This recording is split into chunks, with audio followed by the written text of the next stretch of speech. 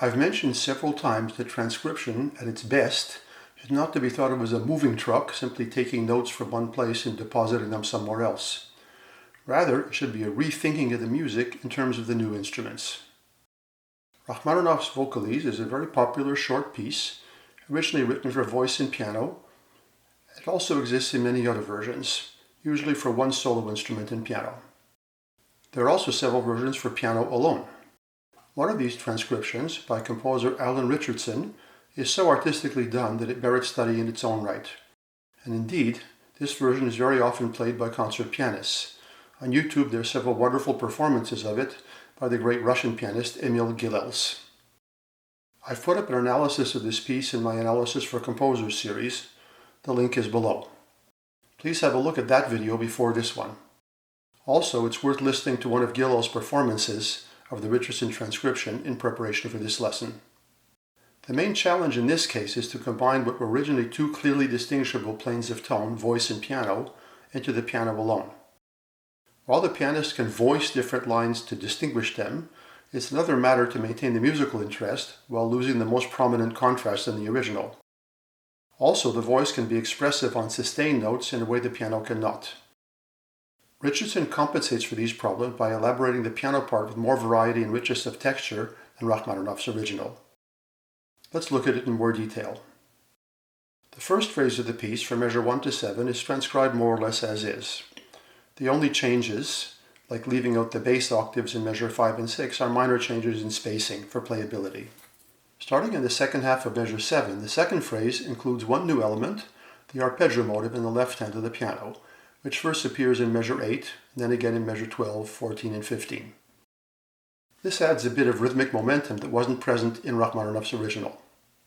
This has implications for what follows, as we shall see. As in the first phrase, the bass octaves in the original are omitted. In the original version, the whole first section is repeated literally, just with different endings, measure 18 and 19. However, Richardson's version has the repetition written out with some substantial variations. Now the melody is moved into the tenor range in the left hand of the piano. There was also a bit of imitation added in measure 3B and 4B, enlivening the texture. When we get to measure 7B, Richardson returns the melody to the top of the texture, at times enriching it with octave doubling, for example on the first beat of measure 12B, 13B, and so on. He also now introduces continuous 16th notes in the accompaniment. Those little rhythmic additions we heard in measures 8, 12, and so on now lead to even more momentum. Rachmaninoff's first ending is also now enriched with a low arpeggio on the first beat, following up on the arpeggio idea already introduced in measure 8. This creates an overall sense of progression in the form, rather than just a static repetition. This is something we'll see again and again in the transcription. Richardson treats his version of the piece like a composition in its own right, in effect asking himself, how might Rachmaninoff have treated this if he had envisioned it as a solo piano piece from the start? Of course, once the momentum is increased in this way, when the second main section of the piece begins in measure 19, it has to continue to avoid disappointing the listener. And indeed it does, leading to a more contrapuntal texture at times, for example the descending scale in the lower part in measure 21 and 22.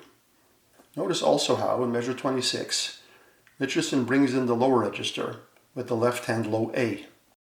More and more, some of the lines are doubled in octaves, for example in measure 26, the right hand last beat, and measure 27, the left hand first beat. In effect, Richardson is orchestrating a kind of gradual crescendo in the piano texture. Remember, a basic principle of orchestration, orchestrate the dynamics. The vocal leap in the original in measure 27 is much more dramatic than the same leap in the piano. Richardson achieved something comparable through his orchestration of the piano solo texture. Conversely, the texture thins out at the cadence in measure 31 and 32. When the second section is repeated, starting in measure 19B, the lower register is immediately present from the start, like the low G sharp in measure 20B, and the richer piano texture continues. Then, in measure 26B, there's further intensification. The piano part now introduces sextuplets. They lead in measure 27B and 28B to a very pianistic climax with soaring arpeggios, reaching its highest note with the G sharp on the first beat of measure 28B. The left hand is now often in octaves. In measure 29B, after a final arpeggio flourish in the left hand, the rhythm begins to relax, returning to just 16th notes. Note that the section still finishes with a melody an octave higher than Rachmaninoff's original, and with thicker chords in the original version. This is necessary so as not to reduce the overall texture too quickly. In the last section, starting in the middle of measure 33, the rhythm returns to what it was at the start. At first, the registral disposition is like it was at the beginning of the piece, as it is in Rachmaninoff's original version. However, the range is again enlarged in measure 36, and the texture is thickened for the last climax in measure 36-37. Then things calm down until the final cadence. But even here, the texture is a bit richer than the original, going down to the lowest C sharp on the piano in the last bar. To sum up, although Richardson version has the same melody, the same harmony, and the same bass as Rachmaninoff's original, his piano figuration is much more elaborate and the repeats are greatly intensified. There's a strong sense of formal progression toward the climactic moments.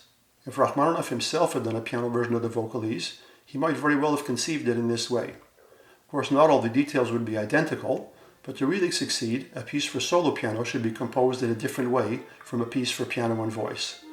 And this is what Richardson has achieved here, a masterpiece of transcription.